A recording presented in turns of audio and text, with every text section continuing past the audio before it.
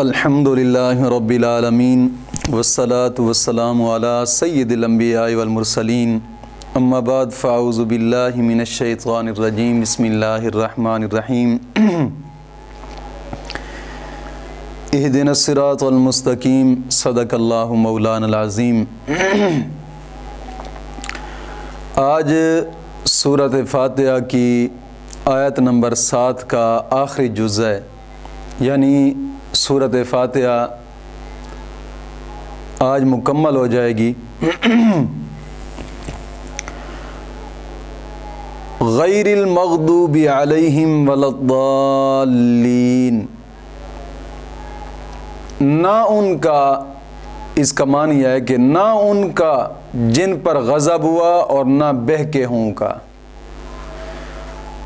یعنی پیچھے والی آیت کریمہ میں راستے کی دعا مانگی گئی تھی، اب اس کی تفصیل بیان کی جا رہی ہے۔ اس آیت کریمہ کی اس جز کا پچھلے جز کے ساتھ تعلق جو ہے، 3 طرح کا تعلق ہے۔ پہلا تعلق یہ ہے کہ پہلی آیت میں صراط مستقیم کا پتہ بتایا گیا تھا، اور پوری چیز کا پتہ تب لگتا ہے جب اس کے کچھ نہ کچھ نشان بھی معلوم ہوں۔ اگر نشان بھی معلوم نہ ہو تو پھر پتہ کیسے چلے گا؟ کچھ نہ کچھ نشانوں کا ہونا ضروری ہے، اور اس کی ضد کا بھی ہونا ضروری ہے، کیونکہ چیز کی پہچان اس کی ضد سے ہوتی ہے۔ تو پہلی آیت میں صراط مستقیم کی علامت بتائی گئی، اب جناب علی اس میں ٹیڑھے راستے کا پتہ بھی بتایا گیا ہے، یہ کیونکہ سیدھا راستہ اور سیدھے راستے کی ضد جو ہے وہ ٹیڑھا راستہ ہے، تو ٹیڑھے راستے ہی سے ہی، کیونکہ چیز کی ضد سے ہی چیز کا نشان معلوم ہوتا ہے۔ تو پہلے جز میں سیدھے راستے کا بتایا گیا، اب ٹیڑھے راستے کا بھی پتہ دیا گیا ہے، تاکہ ان دونوں راستوں میں تمیز پیدا ہو جائے، فرق پیدا ہو جائے۔ اور دوسرا تعلق یہ ہے کہ پہلی آیت میں پہلے خدا کے انعام کا ذکر تھا،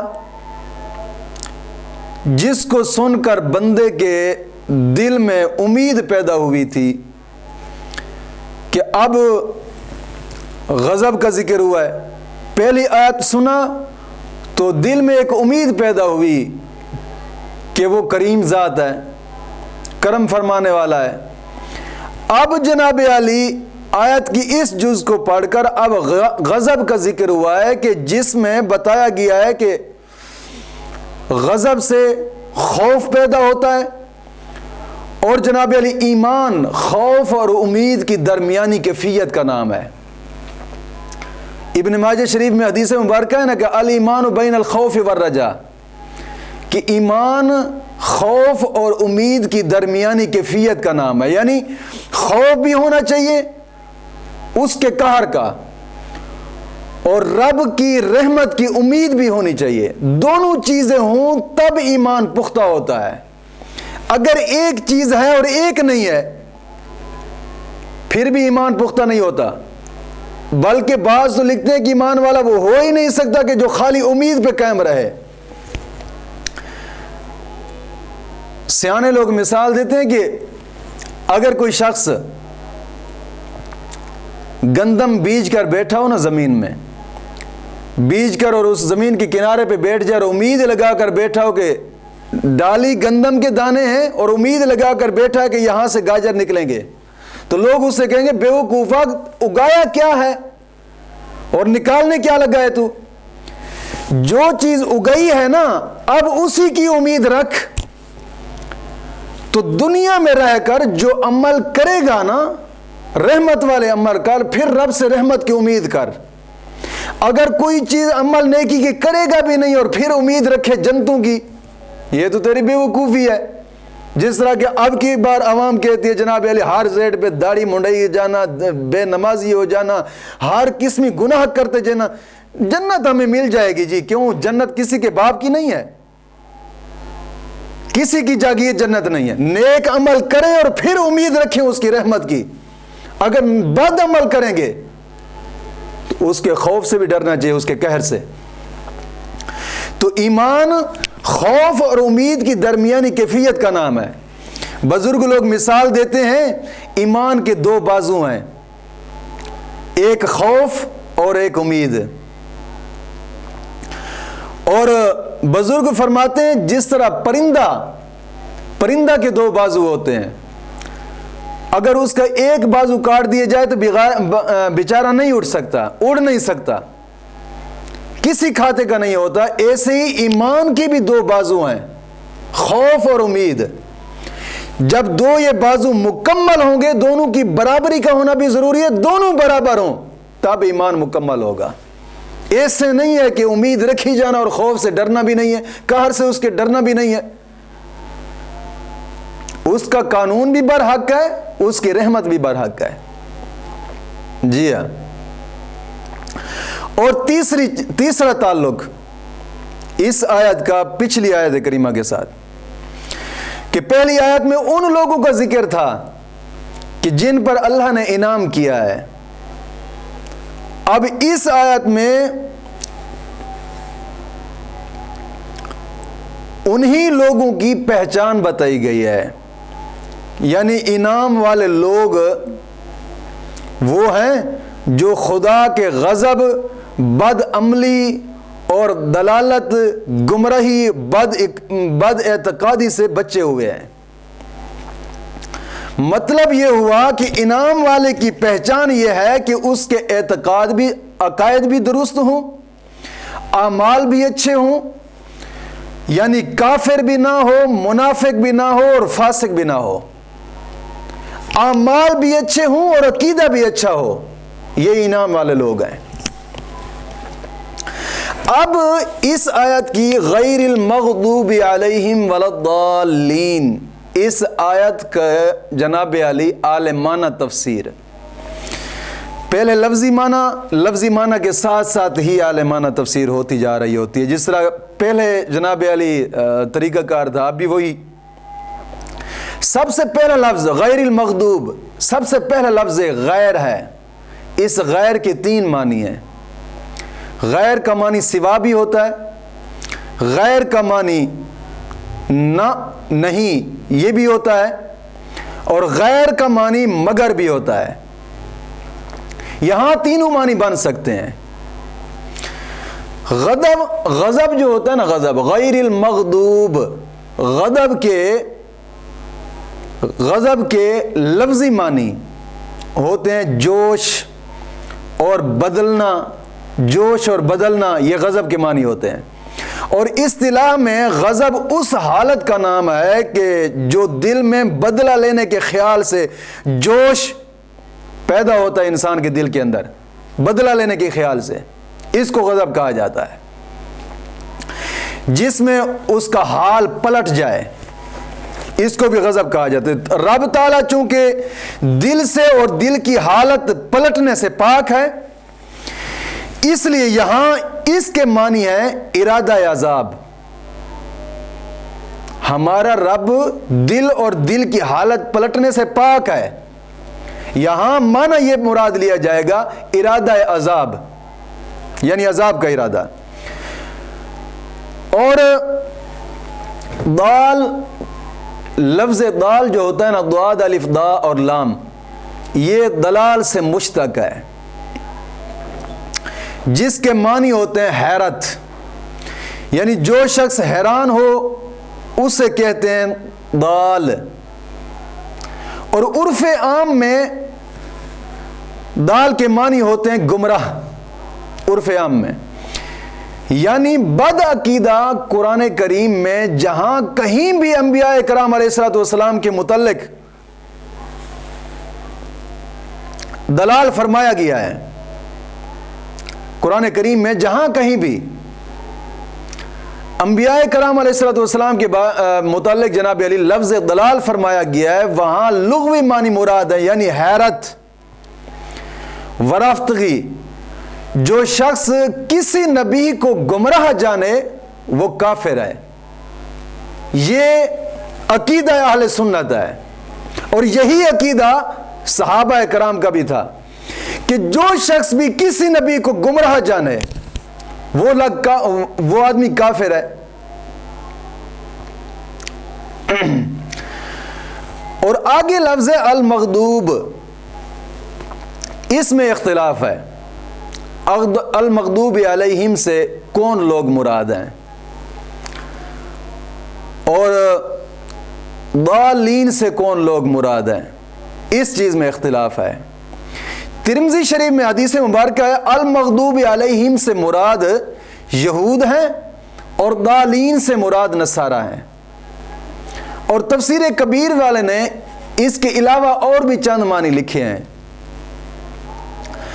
آپ بیان فرماتے ہیں کہ ایک تو یہ ہے کہ المغضوب علیہم سے مراد بد عمل، فاسق اور فاجر ہیں، اور ضالین سے مراد کفار ہیں۔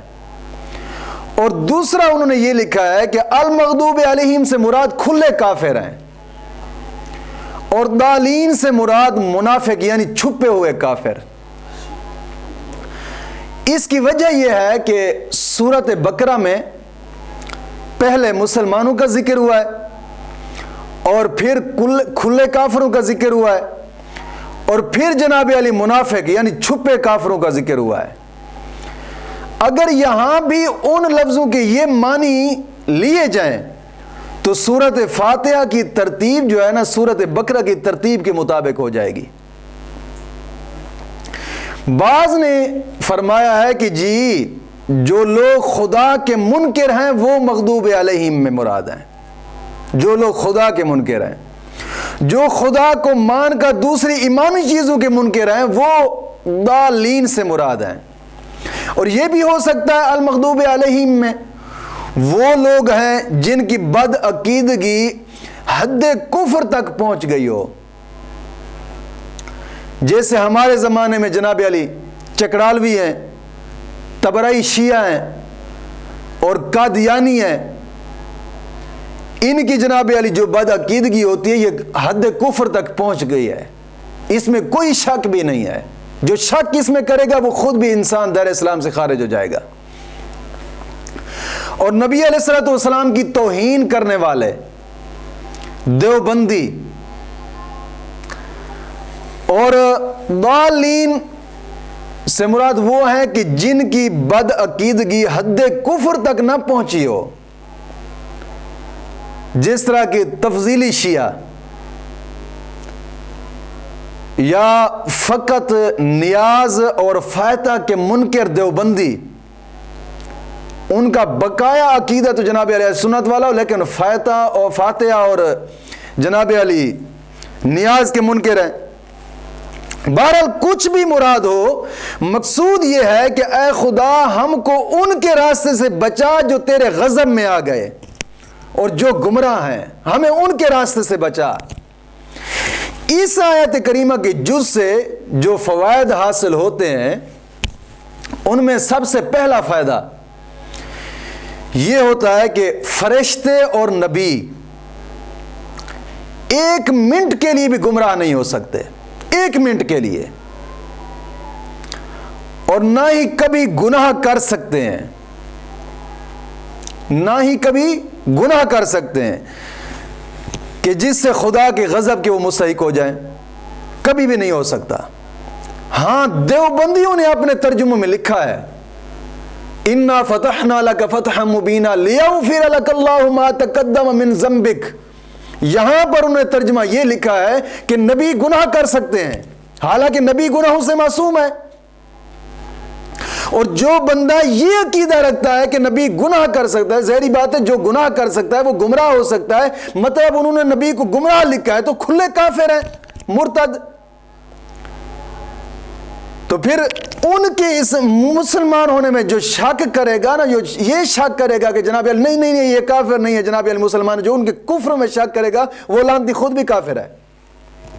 مت کو یہ سوچے کہ جناب علی پڑھتے تو وہ بھی قرآن ہے یار، کہتے ہیں ہم بھی قرآن پڑھتے ہیں۔ بابا بات ماننے اور عقیدے کی ہوتی ہے کہ جس کا عقیدہ بد مذہب اور بد دین والا ہے وہ ضرور کفر کے حد تک پہنچتا ہے۔ تو دیوبندیوں نے یہ لکھا سورۃ فتح میں، اور قرآن کریم میں اور بھی کئی جگہ پر لکھا ہے، وَوَجَدَكَ ضَالًّا فَهَدَى وَوَجَدَكَ عَائِلًا فَأَغْنَى وَوَجَدَكَ ضَالًّا فَهَدَى۔ وہاں پر دیوبندیوں نے ترجمہ لکھا ہے، اٹھائیں دیکھیں دیوبندیوں کے ترجمے، وہاں انہوں نے لکھا کہ محبوب ہم نے آپ کو بھٹکتا ہوا پایا، کسی نے لکھا کہ ہم نے آپ کو گمراہ پایا پھر سیدھی راہ دکھائی۔ بھائی نبی تو گمراہ ہو ہی نہیں سکتے، یہ تو پکا عقیدہ ہے نا اہل سنت کا، نبی اور رب کے فرشتے کبھی بھی گمراہ نہیں ہو سکتے، کیونکہ نبی کی پیروی کرنے کا حکم ہے، اور گمراہوں اور بد عملوں سے بچنے کا حکم ہے۔ اگر نبی گمراہ ہو سکتے تھے تو ان کی پیروی کرنے کا حکم کیسے آ گیا ہے؟ اگر وہ کسی ایک گھڑی کے لیے، ایک منٹ کے لیے بھی اگر گمراہ ہو سکتے ہوتے نا تو ان کی پیروی کرنے کا حکم نہ ہوتا۔ لہذا بد عقیدہ اور بد عمل سے بچنے کا حکم ہے، اور یہ ہستیاں یہ کام کر ہی نہیں سکتی، یہی اہل سنت کا عقیدہ ہے، یہ ان کے منصب کے بھی خلاف ہے۔ لہذا عصمت انبیاء کا یہاں سے بھی ثبوت ملتا ہے کہ نبی جو ہے نا وہ ان چیزوں سے پاک ہوتے ہیں، گمراہیوں اور بد عقیدگیوں اور جناب الکفر سے، یہ نبی پاک ہوتے ہیں ان چیزوں سے۔ اگر مزید کسی نے جناب علی اس کا پوری بحث پڑھنی ہو تو احمد یار خان فاضل بریلوی کا ایک رسالہ ہے، قہر کبریا بر منکرین عصمت انبیاء، اس کا مطالعہ کریں تو بڑا کمال رسالہ انہوں نے یہ لکھا ہے۔ اور اس آیت کریمہ کے جز سے دوسرا فائدہ جو حاصل ہوتا ہے وہ یہ ہے کہ گمراہوں اور بد مذہبوں سے دور رہنا بہتر ہے۔ اللہ کے نیک بندوں کی صحبت میں بیٹھنا سخت ضروری ہے، بد مذہبوں کے طریقوں، ان کی صورتوں سے بھی بچنا ضروری ہے۔ مت کوئی ان کی صورت جیسی کوئی صورت بنا لے، بد مذہب کی صورت سے بھی بچنا ضروری ہے، جس طرح کی وہ شکل و صورت بناتا ہے اس کی شکل و صورت بھی نہیں بنانی چاہیے۔ اب تو یہ عام ہو چکا ہے نا، انگریز بد مذہب نہیں ہے تو ہر داڑھی منڈانے والا شخص ان کی شکل نہیں بناتا، ہر پینٹ شرٹ پہننے والا اس کی شکل بناتا ہے، ننگے سر چلنے والا، الٹی پف نکالنے والا، یہ کھوتا کٹنگ کرانے والا، یہ سب کچھ یہ تو انہی کی شکل و صورت بنانے والے ہیں نا، ان کی شکل و صورت سے تو بچنا ضروری ہے، یہ مزید ان کی شکل و صورت بنا رہے ہیں۔ اور پھر ان کی سیرتوں سے بھی بچنا ضروری ہے، ایک ہوتی ہے صورت، ایک ہوتی ہے سیرت۔ صورت جو واضح طور پر وہ شکل بناتے ہیں، گمراہ بد دین بد مذہب، ان کی شکل سے بھی بچنا ضروری ہے، اور دوسرا جناب علی ان کی سیرت سے بھی بچنا ضروری ہے۔ اب ان کی سیرتیں تو سرعام سکول کی تعلیم میں ان کی سیرتیں پڑھی جاتی ہیں، یہاں سے بھی بچنا ضروری ہے، اور ان کی صحبت سے بھی بچنا ضروری ہے، ان میں بیٹھے بھی مت کہیں جناب علی تمہیں برباد نہ کر دیں۔ شیخ سعدی لکھتے ہیں کریمہ سعدی میں، آپ فرماتے ہیں ترا اجدہا گر بود یار غار، ترا اجدہا گر بود یار غار، ازاں بہ کے جاہل بود غم گسار۔ فرماتے ہیں کہ اگر تیرے بسترے میں، تیرے گھر میں، تیری غار میں اجدہا ہے، اجدہا، تیرے جہل دوست سے وہ اجدہا بہتر ہے۔ کیوں؟ وہ تجھے ڈنگ مارے گا نا، ڈنگ تیری جان لے لے گا، بس اتنا کچھ کرے گا۔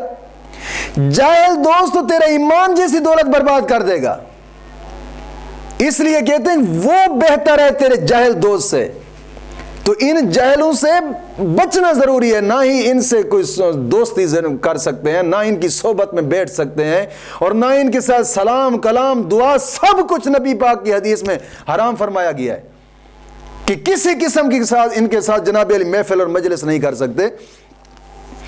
کیوں؟ بزرگ لوگ فرماتے ہیں جس کے پاس دولت ہو نا، دولت، اس کو چاہیے کہ ڈاکوؤں اور چوروں سے چھپا کر رکھے، کوشش کرے کہ ڈاکوؤں اور چوروں کی صحبت میں نہ بیٹھے، ان کی صحبت میں بیٹھے گا تو بتلا دے گا میرے پاس دولت ہے، وہ چوری کر لیں گے۔ جو دنیا کی دولت ہے اس سے تو بچایا جا رہا ہے، تو جو ایمان کی دولت ہے، جو ایمان کے چور ہیں، ان سے بھی بچانا ضروری ہے کہ کہیں تیرے ایمان کی دولت کو یہ برباد نہ کر دیں۔ اس لیے بد مذہبوں سے اور گمراہوں سے اور بد عقیدہ لوگوں سے ہر حال بچنا ضروری ہے، ان کی صورت سے بھی بچنا ضروری ہے، ان کی سیرت سے بھی بچنا ضروری ہے، ان کی صحبت سے بھی بچنا ضروری ہے، ان کے ساتھ میل جول سلام کلام دعا سب کچھ نبی کی شریعت میں حرام ہے۔ اور تیسرا فائدہ اس آیت کریمہ سے جو حاصل ہوتا ہے وہ یہ کہ اس سورت کی شروع میں رب تعالیٰ کی حمد اور ثنا کا ذکر ہوا ہے، اور آخر میں اس کے غضب سے پناہ کا ذکر ہوا ہے، جس سے معلوم ہوا کہ رب تعالیٰ کی حمد و ثنا نیک بختوں کی اصل ہے، بد عقیدگی اور بد اعتقادی اور بد عملی بد نصیبوں کی جڑ ہے۔ خوش نصیبوں کی جڑ رب تعالیٰ کی حمد و ثنا، اس کو بیان کرے، رب تعالیٰ کی تعریف کرے، بد عقیدوں سے بچے، گمراہوں سے بچے، یہ جناب علی خود نیک بختوں کی اصل ہے، اور بد بختوں کی جڑ بد عملی اور بد اعتقادی ہے۔ اور چوتھا فائدہ اس آیت کریمہ سے جو حاصل ہوتا ہے وہ یہ کہ اللہ کے مقبول بندے، اللہ کے نیک بندے جہاں بھی ہوں، جب بھی ہوں، جیسے بھی ہوں، سب ایک ہی جماعت کے ہیں۔ لفظوں کو سمجھنا چاہیے، جب بھی ہوں، جیسے بھی ہوں، اور جہاں بھی ہوں، ایک ہی جماعت کے ہیں، کیونکہ ان کی اصل جو ہے نا، اصل وہ ایک ہی ہے۔ لہذا حضرت آدم علیہ السلام کے زمانے سے لے کر تا قیامت جتنے بھی رب کے نیک بندے ہیں، جتنے بھی، وہ ایک ہی زمرے میں ہیں۔ لیکن مردودین جو مردود ہوئے ہیں جناب علی، وہ قسم قسم کے لوگ ہیں۔ بعض وہ ہیں جو مردود ہوئے، وہ لوگ ہیں کہ جن کی صورتیں بگڑی ہیں، صورتیں بگڑ گئی ہیں، اور بعض وہ ہیں کہ جن کی سیرتیں بگڑ گئی ہیں۔ اگرچہ یہ دنیا میں متفق ہو کر رہے ہیں دنیا میں، لیکن آخرت میں یہ کبھی بھی ان کا اتفاق نہیں ہوگا، کبھی بھی۔ اور پانچواں فائدہ اس آیت کریمہ سے جو آخری اور پانچواں فائدہ وہ یہ ہے کہ دنیاوی تکلیفیں اور مصیبتیں یہ رب کا غضب نہیں ہے۔ دنیاوی تکلیفیں، دنیاوی مصیبتیں یہ رب کا غضب نہیں ہے۔ جس طرح کہ یہاں کا جناب علی محض آرام اور عشرت یہ رب کی نعمت نہیں ہے۔ دنیا کا جو آرام اور عشرت ہے، بعض لوگ کہتے ہیں رب تعالیٰ نے یار بڑا مال دیا ہے، بڑی عشرت، رب کا بڑا کرم ہے جناب علی۔ حالانکہ یہ امتحان ہے اس کا، بے وقوف سمجھا نہیں ہے اس مال کو، یہ دنیا کا مال اس کے لیے امتحان ہے۔ کیا یہ ہمارا حصہ بھی ہمارے راستے پر خرچ کرتا یا نہیں کرتا؟ دنیا کی نعمت جس طرح